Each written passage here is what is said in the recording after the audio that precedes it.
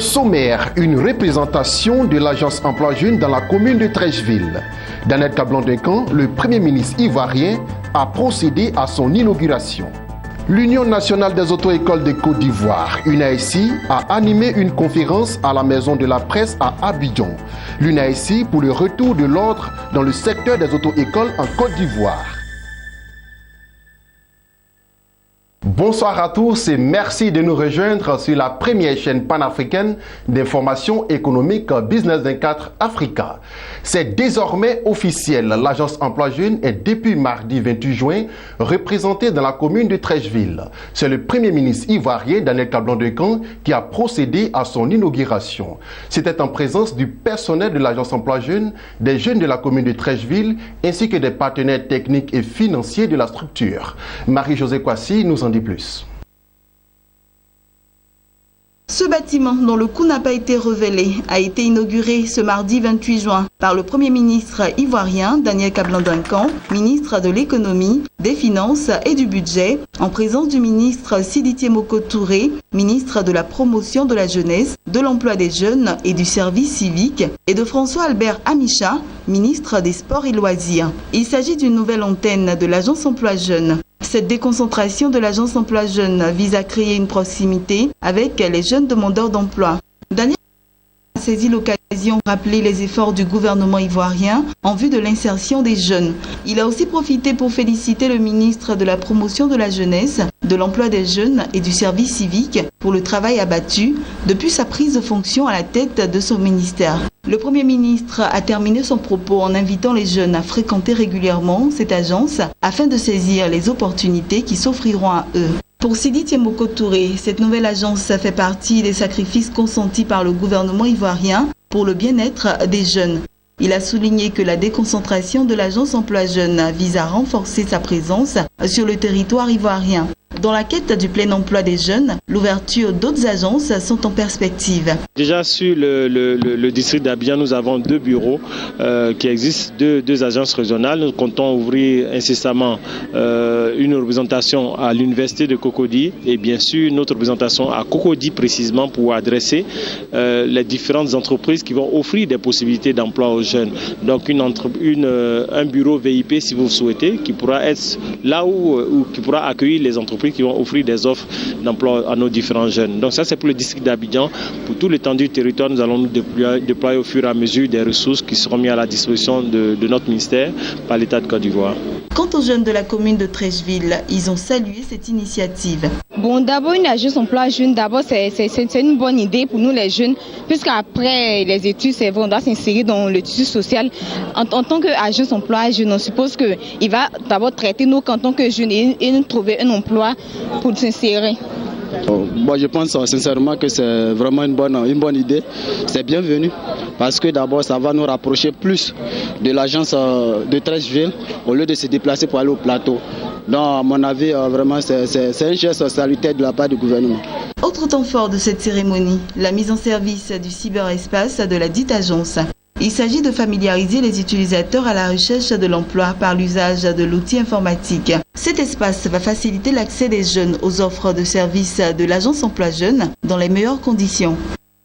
L'Union nationale des auto-écoles de Côte d'Ivoire a animé une conférence de presse mardi 28 juin à la Maison de la Presse à Abidjan Plateau. Objectif, rappeler les conditions d'exercice de la fonction de moniteur, de gérant ou de fondateur d'auto-école et aussi énumérer les raisons de la suspension temporaire de 34 auto-écoles réparties sur l'ensemble du territoire ivoirien. Mondesi Nascimento Odifini pour le reportage.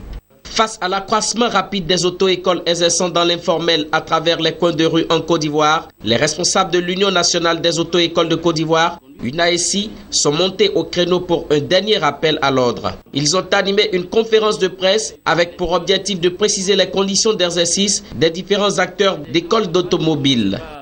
Pour être moniteur d'auto-école en Côte d'Ivoire, les derniers tests, les tests encore en vigueur, disent qu'il faut avoir un âge, je crois, de 21 ans. Il faut avoir le BPC, pas le niveau, le BPC. Il faut avoir un permis de conduire d'au moins 2 ans d'ancienneté. Quand vous remplissez ces conditions, il faut avoir c'est pas seulement d'avoir le permis, mais il faut savoir conduire, parce qu'il y a un test qui se fait à l'entrée. Quand on remplit toutes ces conditions, on dépose un dossier à l'OSER, qui est l'organisme habilité à former les moniteurs d'auto-école en Côte d'Ivoire. Donc il y a un premier examen d'admissibilité qui vous permet, si vous êtes admissible, qui vous permet d'entrer en formation. Et la formation dure 4 mois, avec 2 mois de stage dans une auto-école agréée. À l'issue de ce stage, il y a un rapport à fournir et un examen final. C'est ceux qui vont avoir la moyenne, les KIS, qui vont être déclarés admis. Et ensuite, on va leur délivrer, par le biais de la Direction générale des transports terrestres et la circulation, son service auto-école va lui délivrer une carte de moniteur d'auto-école. Donc il y a beaucoup d'Ivoiriens qui ne savent même pas que pour faire une auto-école, il faut être diplômé. Les responsables de l'UNAESI n'ont pas occulté de donner lors de cette rencontre les raisons qui ont soutenu la suspension temporaire de 34 auto-écoles. Décision qui a fait couler assez de salive et d'encre ces derniers jours. Les auto-écoles qui ont été suspendues, il y en a 34 sur toute l'étendue du territoire. Depuis le 14 juin, elles ont été suspendues pour 3 mois. Elles ont été prévenues de l'émission des bons parce qu'on ne peut pas former avec 30 000 francs. Les prix étaient fantaisistes.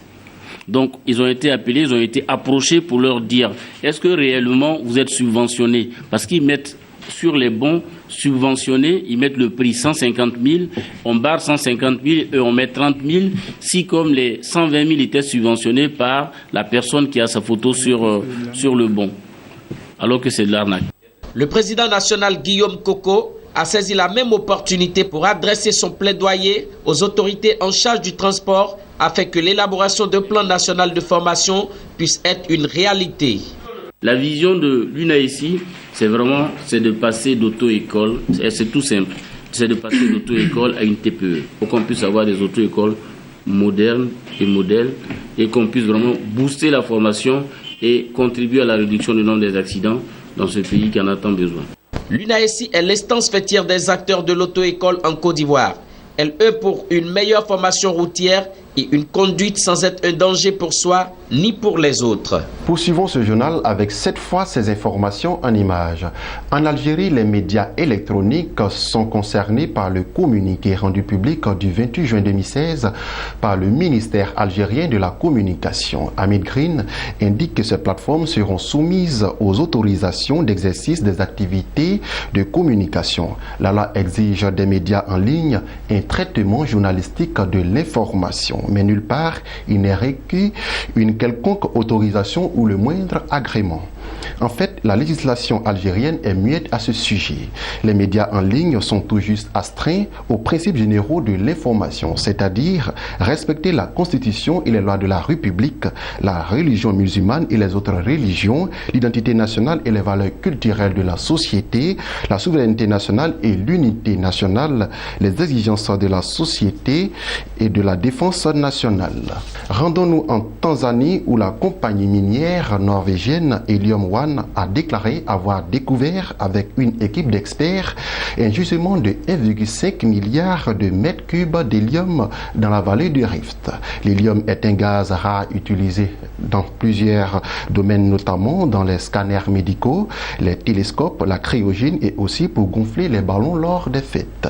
En 2015, le mètre cube d'hélium coûte entre $3 et $7 selon les chiffres de l'Institut américain de géophysique. Le nouveau gisement découvert aurait donc une valeur de 4,5 milliards de dollars. Voilà, c'est ici que s'achève ce journal. Merci de nous avoir suivis. Nous sommes la première chaîne panafricaine d'information économique.